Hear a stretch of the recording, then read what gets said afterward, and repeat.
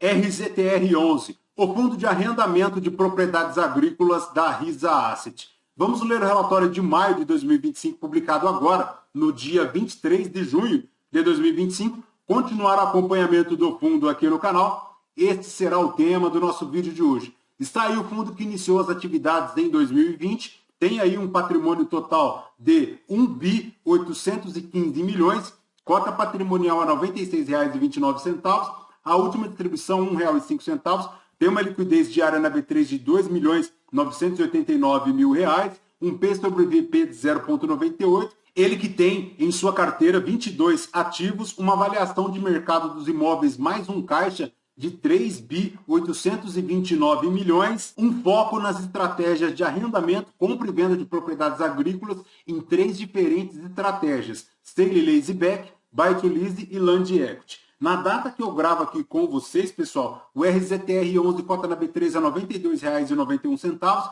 0,97 é o P sobre VP, uma variação positiva nos últimos 12 meses de 15,56%. A cota lá no mercado secundário chegou aos R$ 73,94 em dezembro. Desde então já buscou uma recuperação, quase atingindo aí o valor patrimonial. A última distribuição foi de R$ 1,05. O fundo segue fazendo aquela distribuição forte, fazendo yield mensal aí de 1,12, anual de 12,91. E se o cotista tivesse investido R$ 1.000 em RZTR11 há 2 anos, teria hoje R$ 1.278,30, já considerando o reinvestimento dos dividendos. Esta recuperação no mercado secundário levou a rentabilidade do RZTR11 para a linha superior do CDI, chegando no período a uma rentabilidade de 27,83 versus 24,26 do CDI, 9,54 do IPCA e 10,53 do IFIX.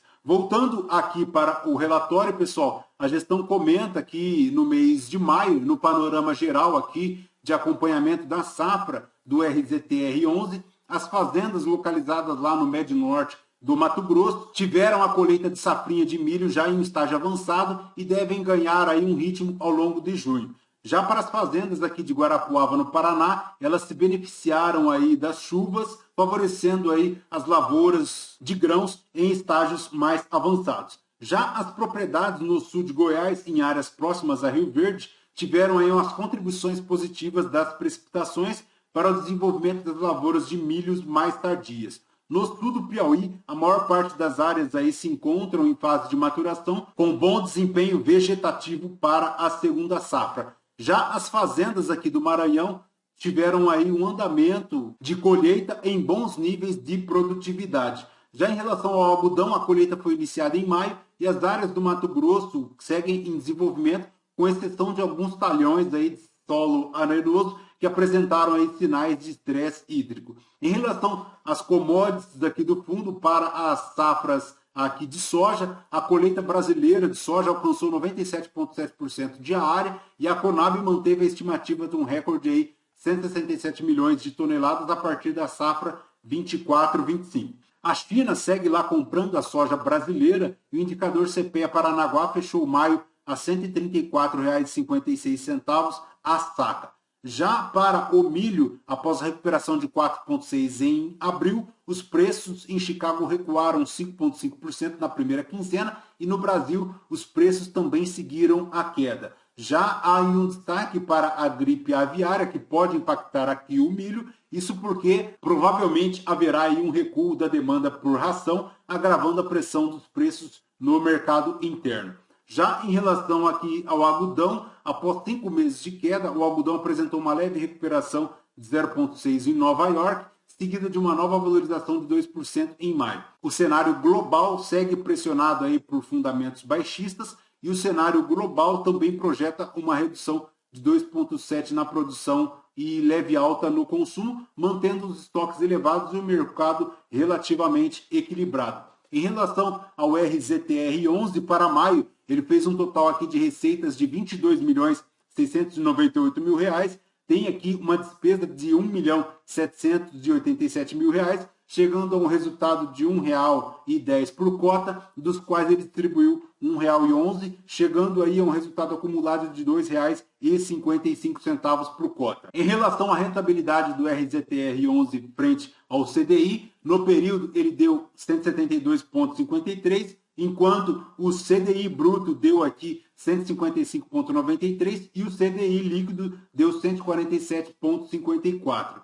Em relação a maio de 2025, a cota do RZTR11 distribuindo R$ 1,05 por cota, deu um yield aqui de 1,12, um retorno total bruto de 3,44%, versus o CDI de 1,14, o CDI mais 2,27, enquanto o IFIX deu 1,44 e o IFIX mais 1,97. Nas perspectivas aqui em relação à Fazenda Clarão da Lua, a gestão do RZTR11 comenta aqui que está buscando compradores para as propriedades aqui Clarão da Lua e também para o primeiro grupo do São Francisco. E apesar das recentes altas da Selic, atualmente aí em 15%, as estratégias Sale, Leaseback e Buy to Lease continuam atrativas, com taxas médias já alocadas de 15,26% ao ano. Então, importantíssimo ficar atento aqui às estratégias da gestão, porque elas já começam a serem sufocadas aí pela alta da Selic, que hoje já sabemos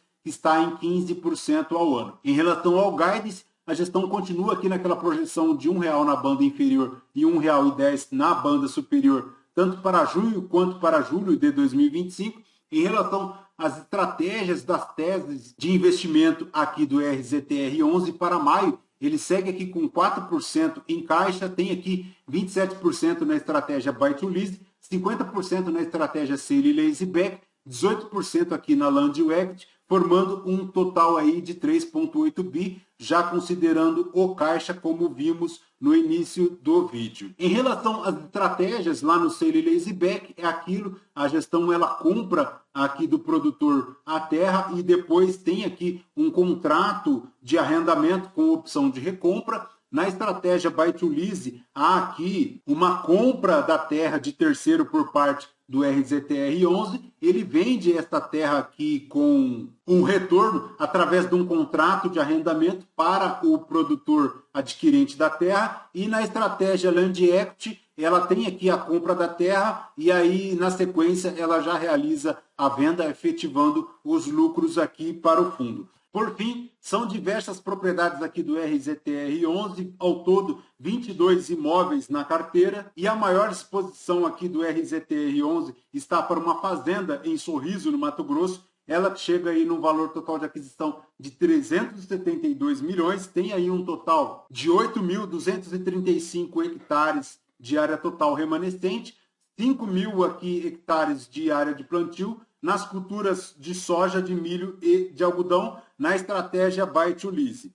Perfeito, pessoal? De RZTR11 é basicamente isso. Bora continuar acompanhando o fundo. O fundo segue produzindo dividendos acima de R$1 por cota, também acima de 1% ao mês. Mas atenção aqui à estratégia Sale Leaseback Buy to Lease, porque ela já começa a ser sufocada pela Selic a 15%, dando apenas 0,26% de gordura em relação a esta estratégia, mas o fundo segue produzindo aí acima de 1% ao mês de dividend yield, fazendo a alegria do cotista. Lembrando que este vídeo não é recomendação de compra ou de venda de nenhum dos ativos aqui mencionados. Aos novos inscritos, bem-vindos. Você que permanece conosco, muito obrigado por isso também. E você que ainda não é inscrito, considere se inscrever, deixe seu like, seu joinha, porque tudo isso nos fortalece aqui na produção de conteúdos. Fechou? Voltamos com vocês no próximo vídeo. Fraterno abraço a todos. Até mais.